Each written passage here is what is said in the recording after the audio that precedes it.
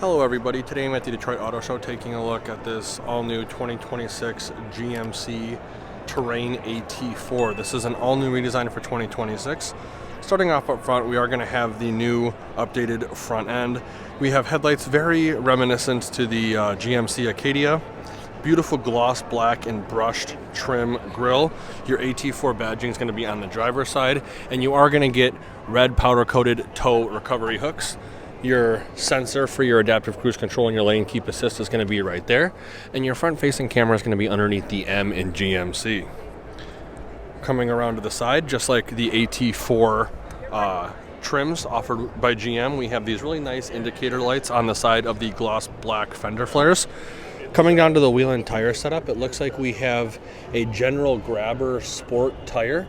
And that tire size looks like it's a 285/65 R17, and it's a really nice brushed and gray, or machined in gray 17-inch wheel. I like that the fender flare transitions into the gloss black rocker panel applique. AT4 badging on the passenger and driver side door. 360-degree camera mounted on the mirror. Gloss black mirror cap, and your blind spot indicator is going to be right there. This guy does have the passive entry system, so as long as you have the key fob on you, you can lock and unlock the vehicle from the driver's side or passenger side door. Gloss black roof rail up top. Again, we have that really cool lighting indicator on the fender flare. Updated tail lights for 2026. AT4 badging on the passenger side, and then your Terrain badging on the driver's side. Your parking sensors are integrated into the upper portion of the gloss black bumper, and then we have your trailer hitch connector right behind this plastic applique. Backup cameras right here in between the G and the M. Mirror mounted camera is going to be right up top underneath the third brake light. Coming around to the driver's side, we have your capless fuel filler door right there. Very, very nice looking SUV. Let's take a quick look at the inside. So starting over on the driver's side door, we have this really nice like soft leather and like knurled leather like active material. It feels really nice in the hand. Really nice brushed looking trim throughout. All your window controls are going to be here. Mirror controls are here. Unlock and lock buttons as well as your 2-seat memory. Electronic parking brake button, drive mode selector, auto hold, all-wheel drive button, automatic start stop, and then the dimmer for the instrument cluster.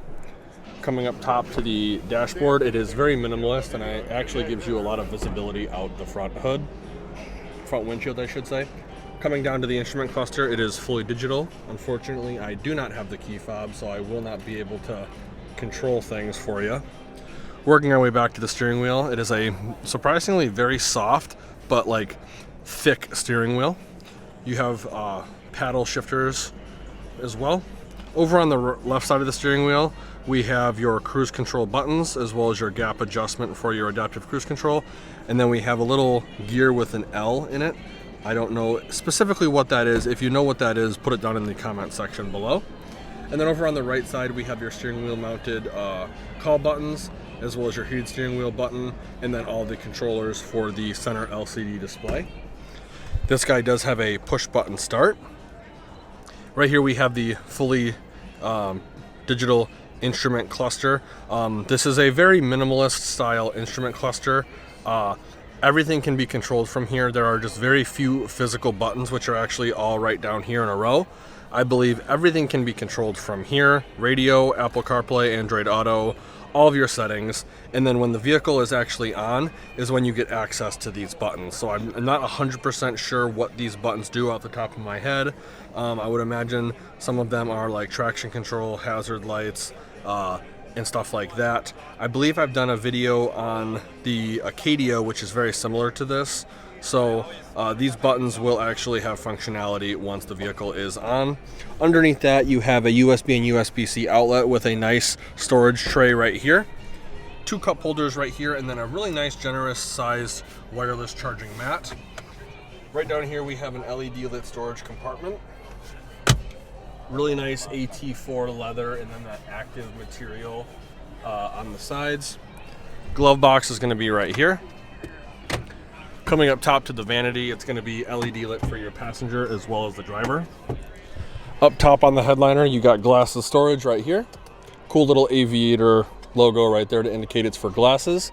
Then right here we have the buttons for the massive twin pane sunroof. In front of that we have your LED dome map light master controls, as well as your OnStar and SOS buttons. And then we have your video camera rear view mirror. I believe there's a couple of settings you can control from here. One is the brightness. The other one is how zoomed in or zoomed out the camera view is. And then the other one is how high or how low the camera views. When you're done, flick it back and it goes to a regular rear view mirror. So overall, I'm very impressed with the interior of this vehicle. I think it was a much needed redesign. I like how sleek and minimalist everything is with this guy. And actually I'm able to, there's a little power button right here on the side. It was so sleek and minimal, I didn't even really see it. So like I said, these buttons do work once the vehicle is on or powered on. It looks like these buttons are actually for the dual zone climate control. And so when you toggle them, you can toggle them up or down. Looks like we have Waze integration and Spotify as well. Your camera system. Unfortunately, there are some items that are not available because it's in demo mode, but like I said, everything is controllable through here, and it is nice that you do have some physical buttons and you're not relying just on touchscreen capabilities. Looks like we have heated and ventilated seats on both driver and passenger. Very, very cool. And this is very responsive, I have noticed. Every year it seems like they're getting more and more responsive, which is always appreciated. With that being said, let's take a look at the back seats and see how much legroom we have. I'm actually very surprised at not only the amount of legroom I have back here, but the amount of headroom I have with this twin pane sunroof. They did a really good job. There's also a flat floor back here, so there's no more transmission hump.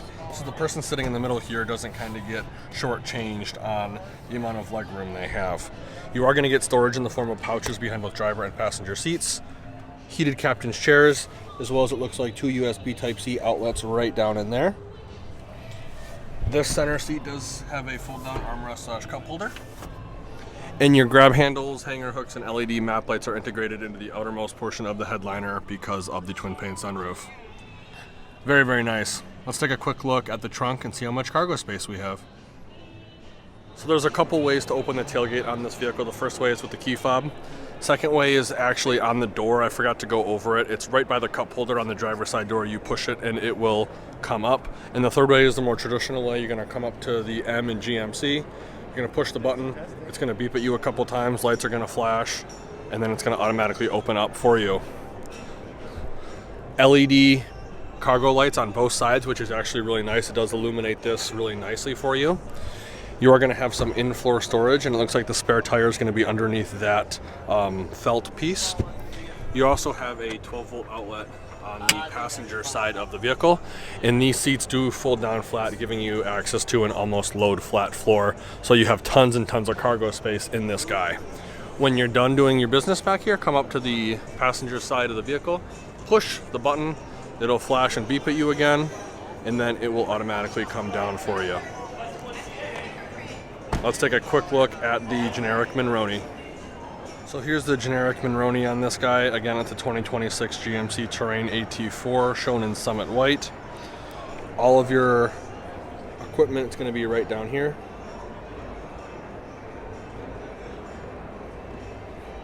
And unfortunately, pricing has not yet been released. So there you have it, the all-new 2026 GMC Terrain AT4.